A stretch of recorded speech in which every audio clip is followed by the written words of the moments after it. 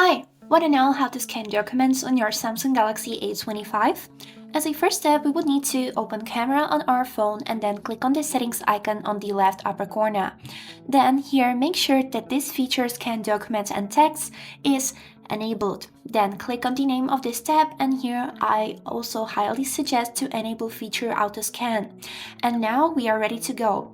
I will go back to the camera and place this document on my table like this, and I'll just simply point my camera on the document and wait until the photo will be taken automatically. As you can see, I haven't pressed anything, but the photo has been made by itself.